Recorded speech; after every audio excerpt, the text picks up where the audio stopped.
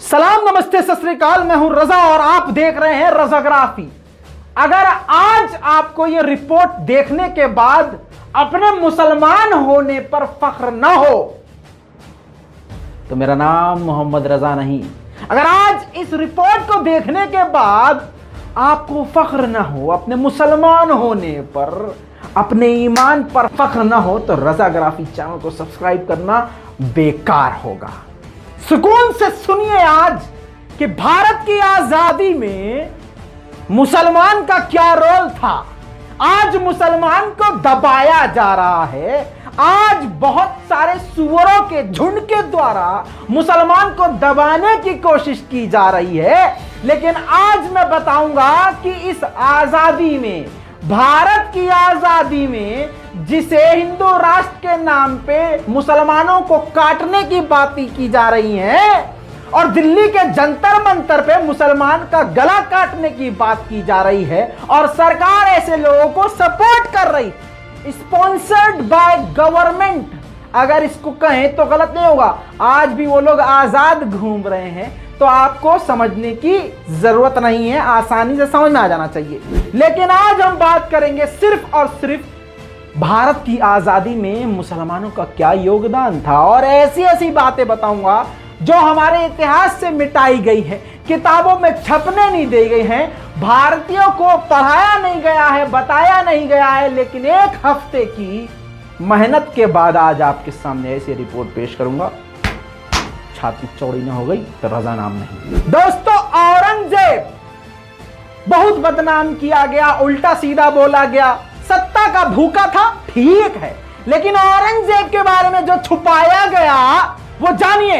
यह औरंगजेब वही शख्स है जिसने अंग्रेजों को सबसे पहले भारत छोड़ के जाने को कहा था। सन 1686 में इस मुगल शासक ने पहली बार भारत में, इस मुगल शासक ने अंग्रेजों को भारत से निकलने को कहा, वो भी सूरत में।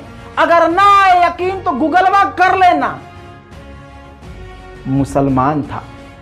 अंग्रेजों के खिलाफ पहली जंग 200 साल पहले लगभग लड़ी गई, जिसको लड़ने वाला नवाब सिराजुद्दौला, बंगाल में जिसने ये लड़ाई लड़ी अंग्रेजों के खिलाफ, पहली लड़ाई। याद रखना, कहीं भी अंधभक्त नजर आए तो उनसे सवाल करना, उनका इतिहास नहीं है, क्योंकि वो अंग्रेजों का गू चाटते थे। बैटल ऑफ प्लासी, प्लासी की जंग गूगल कर लेना, नवाब सिराजुद्दौला लड़े थे।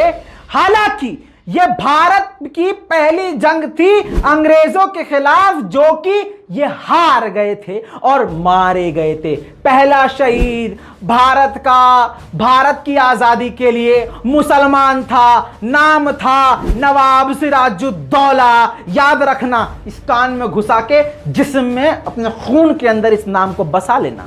याद रखना, 1757 में सिराजुद्दौला को धोखे से अंग्रेजों ने खत्म कर दिया। इसके बाद 1782 में भारतवासियों को एहसास हुआ कि हम जीत सकते हैं। और वह एहसास कब हुआ? जब नवाब हैदर अली ने 1782 में अंग्रेजों के खिलाफ जंग लड़ी, जिस जंग में जीत के साइन, जीत के आसार देखे गए। और नवाब हैदर अली और इनके बेटे टीपू सुल्तान ने 1791 में दोनों ने अंग्रेजों के खिलाफ जंग लड़ी, जो घमासान जंग। अब आप जान लीजिए एक नई बात, नवाब हैदर अली यानी टीपू सुल्तान के बाप, ये वो इंसान थे जिन्होंने अंग्रेजों के खिलाफ, भारत में पहली बार अंग्रेजों के खिलाफ मिसाइल का इस्तेमाल किया था। अंग्रेजों की औकात भी नहीं थी मिसाइल देखने और झेलने की, जिसके बाद नवाब हैदर अली ने लगातार मिसाइलों का इस्तेमाल किया। और फिर उनके बाद उनके बेटे टीपू सुल्तान ने 20 साल तक उन्हीं मिसाइल को एडवांस बना बनाकर अंग्रेजों के खिलाफ इस्तेमाल किया। 1791 में टीपू सुल्तान लगातार अंग्रेजों पर मिसाइल दाग रहे थे और इनके वालिद साहब 1782 में पहले ही सबसे पहले मिसाइल मार चुके थे। और टीपू सुल्तान भारत का पहला ऐसा जनरल था जिसने लगातार मिसाइल अंग्रेजों के खिलाफ इस्तेमाल करी थी। आपको बता दूं कि उन्हीं मिसाइलों के सैंपल को देख के उसको अंग्रेजों ने कॉपी किया, ब्रिटिश ने कॉपी किया। उसके बाद उस मिसाइल को अमेरिका और फ्रांस के खिलाफ उन मिसाइलों का अंग्रेजों ने इस्तेमाल किया। कहने का मतलब यह है और बड़ी जानकारी यह है कि टीपू सुल्तान और उनके वालिद के पास, उनके बाप के पास मिसाइल की टेक्नोलॉजी थी।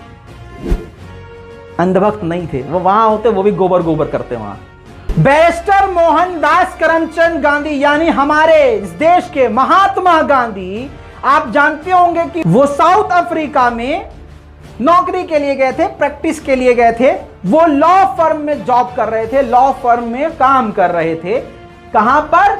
साउथ अफ्रीका में। और मुस्लिम फर्म में काम कर रहे थे। और आपको बता दूं, उसी फर्म ने अपने खर्चे पर 1916 में गांधी जी को, महात्मा गांधी जी को भारत भेजा। भारत आने के बाद उन्होंने अली बरादरान, जो कि आजादी के लिए पहले से मूवमेंट चला रहे थे, उन अली बरादरान के साथ मिलकर महात्मा गांधी ने अपना काम शुरू किया। और फिर यहां से महात्मा गांधी जी का काम शुरू होता है। इसके बाद बच्चों आपने सुना होगा, पढ़ा होगा, असहयोग आंदोलन। वो जब छेड़ा गया तो हिंदुस्तान में, भारत में सबसे बड़े बिजनेसमैन, शुगर किंग जो माने जाते थे, जिनका नाम जनाब साबू सिद्दीक था, उन्होंने अपने काम को बंद कर दिया। इसके अलावा दो सबसे बड़ी कम्युनिटी थी, खोजा और मेमन कम्युनिटी। इस खोजा और मेमन कम्युनिटी की खासियत यह थी कि ये बिजनेस में बहुत बड़े थे। इनका हर जगह बिजनेस चल रहा था। इन्होंने अंग्रेजों के प्रोडक्ट का बाइकआउट करने के लिए और अंग्रेजों का बाइकआउट के समर्थन में, उनके बाइकआउट के समर्थन में, आपको बता दूं, इन्होंने अपना पूरा कामकाज बंद कर दिया। सबने एक आंदोलन जरूर सुना होगा, भारत छोड़ो आंदोलन। यह आंदोलन किसने बनाया था? आपको घुमा फिरा के बताया गया। मुझको भी ये उल्टा सीधा ही पता था, लेकिन जब खुद रिसर्च करी, पुरानी ऑनलाइन पीडीएफ किताबें, अंग्रेजों के टाइम की अंग्रेजों से लिखी हुई किताबें जब हमने ढूंढी, निकाली, पढ़ी, तो समझ में ये आया कि ये भारत छोड़ो आंदोलन असल में मौलाना अबुल कलाम आजाद का बनाया हुआ था। ये नारा उन्हीं का था, भारत छोड़ो आंदोलन उन्हीं का बनाया हुआ था। 1942 में ये आंदोलन शुरू किया था। लेकिन आपको बता दूं कि 1942 8 अगस्त को मौलाना अब्दुल कलाम आजाद को जेल में डाल दिया गया अंग्रेजों के द्वारा। जिसके बाद इस भारत छोड़ो आंदोलन को आगे बढ़ाने के लिए महात्मा गांधी जी के हाथ में सारी जिम्मेदारी आ गई। जिसके बाद महात्मा गांधी जी ने बड़े ही तरीके से और सफलतापूर्वक इस आंदोलन को आगे बढ़ाया। भारत की आजादी के लिए अंग्रेजों के खिलाफ जब मुसलमान लड़ रहे थे, तो मुसलमान जो उस वक्त लीडर थे, वो सभी दलित को लेकर चलते थे, दलित का मुद्दा हमेशा आगे रखते थे। आपको बता दूं कि लंदन में राउंड टेबल की मीटिंग के दौरान जब मौलाना अली जौहर से कहा गया कि हम आपकी सारी बात मान लेंगे, सारी शर्त मान लेंगे, आप दलितों का मुद्दा छोड़ दें, तो उन्होंने दलितों का मुद्दा और दलितों को छोड़ने से साफ इनकार कर दिया। अब 1946 आ गया। 1946 में सेंट्रल इलेक्शन में डॉक्टर BR अंबेडकर जीत नहीं पाए, इलेक्शन हार गए। माननीय अंबेडकर, जिन्होंने हमारे भारत का संविधान लिखा, जिन्होंने भारत को भारत बनाया, वो जीत नहीं पाए।